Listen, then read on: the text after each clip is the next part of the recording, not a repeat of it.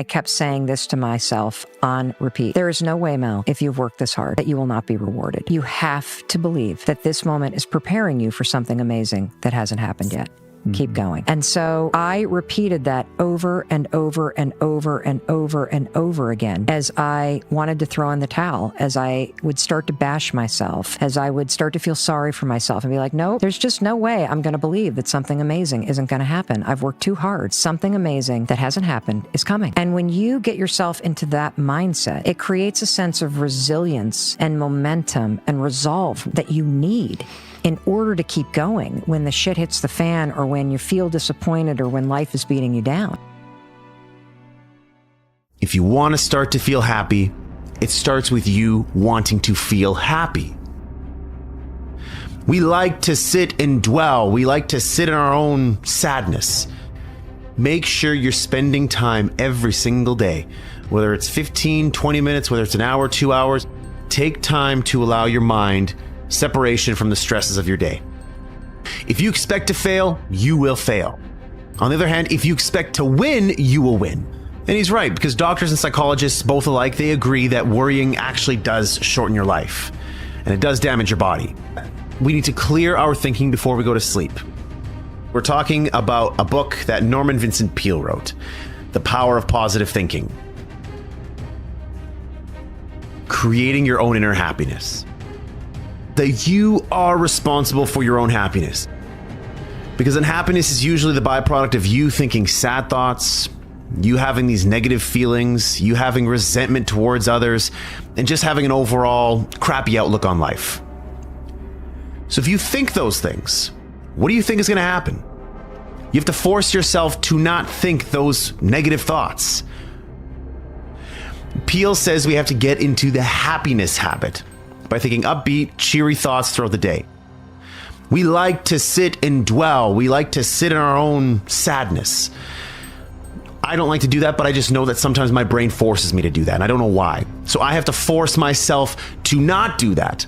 I have to put on upbeat music. I have to go do something productive. I have to get in the gym. I have to go hang around friends that are going to make me laugh. And it's tough. At first, it doesn't feel right. It feels like you're forcing it because you are forcing it. But eventually, it starts to make you feel better. There are miracles happening all around you. There is beauty all around you. Open your eyes and look. Can you see the sun shining? Great. Can you hear the birds chirping? Great. Can you feel the warmth of the sun on your skin? Awesome. There's simple beauties all around us. If you want to start to feel happy, it starts with you wanting to feel happy. So short circuit those negative thoughts. And when you start to feel bad, when you start to find yourself gossiping, feeling guilty, feeling angry, feeling whatever it is you're feeling that's negative, turn that around. Force yourself to think positively, do positive things. And while it doesn't feel right at first, keep going. You're on the right path. There is a big difference between I need to read more and saying things like, I'm not that smart. I am not good enough. I have a horrible memory.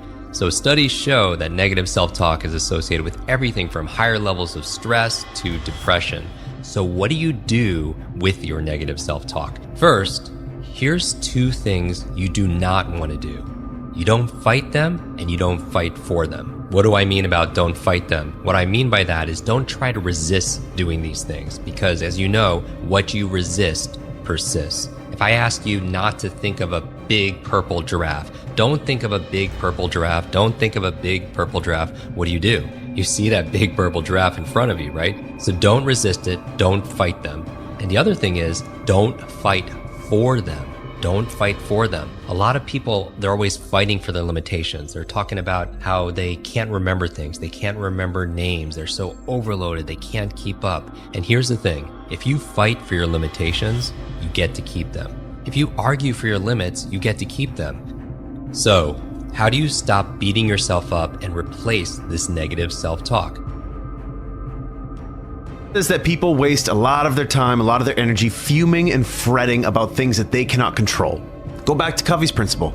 Circle of concern, circle of influence. Focus only on those things in the circle of influence. Everything else in the circle of concern, you can't control. You can't affect that. So move on. Don't allow your mind to just spend time in that space. You're wasting your mind's energy. So as part of this antidote to anxiety, Peel says that we need to slow down to relieve our anxiety and to attain peace. And he suggests meditation. He suggests that we devote at least 15 minutes daily to calming and relaxing ourselves by thinking peaceful thoughts or not thinking anything at all. So something he shares in the book is to help get rid of the tendency to worry and get angry, we need to relax and spend a few minutes thinking about beautiful, peaceful settings, hearing the birds chirping, feeling the sun on our face, all these things that I was talking about before, where it's just a matter of you actually thinking that in your mind.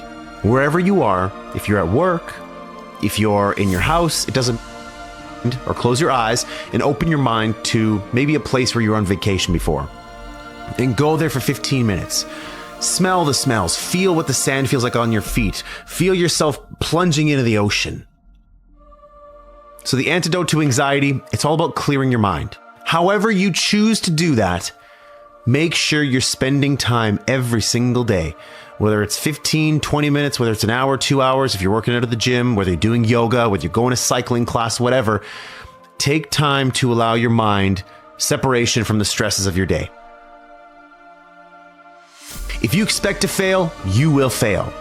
On the other hand, if you expect to win, you will win. So, what seeds are you planting in your mind? Are you planting seeds of positivity or seeds of negativity? Guess what? Your life is going to give you back more of that. Are you planting seeds of, doubt and, I'm not going to make this work, or something bad is going to happen?